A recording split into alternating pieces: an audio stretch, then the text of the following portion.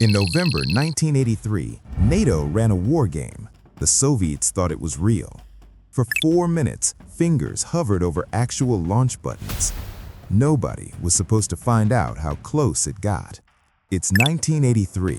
The Cold War has a pulse, and it's racing.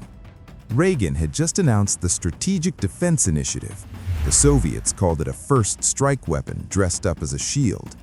3 weeks earlier, a Soviet jet had blown a Korean passenger plane out of the sky. 269 people dead, including a U.S. congressman.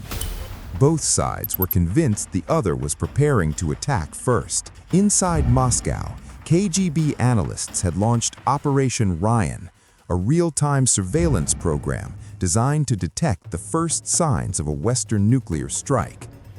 They were watching everything. And then, NATO chose that exact moment to practice the end of the world. November 2nd, 1983, Brussels. NATO launched Able Archer 83, a command post exercise simulating a full-scale nuclear war with the Soviet Union. Standard procedure, done before. But this year was different.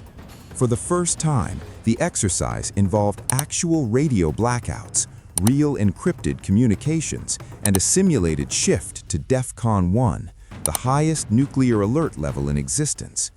To any outside observer monitoring the frequencies, it looked identical to the real thing. Inside the KGB center on Lubyanka Square, 45-year-old Oleg Gordievsky, London station chief and secret MI6 asset, watched his colleagues receive the intercepts. And what he saw terrified him. Senior officers weren't treating this as a drill. They were pulling extra shifts, updating target lists, requesting emergency authorization protocols. But here's what the official NATO report left out. On the night of November 8th at 11 p.m. Moscow time, Soviet nuclear-armed aircraft in East Germany and Poland were quietly placed on runway alert. Not moved, not positioned. Fueled, armed, engines ready. The planes were waiting for one order. And somewhere in Moscow, a general with authorization codes was sitting at a desk, watching a clock. The exercise was scheduled to end on November 11th. But nobody in Moscow knew that. What they knew, NATO frequencies had gone dark, troop movements had accelerated, nuclear release protocols had been simulated, using the same codes, the same timing windows, the same sequence as an actual strike. Soviet leadership had 4 minutes of ambiguity. Report it as real and authorize a preemptive launch? Wait and risk absorbing a first strike. For decades, this moment didn't officially exist. The transcripts were sealed. They waited 4 minutes. And then, Able Archer ended and the planes stood down.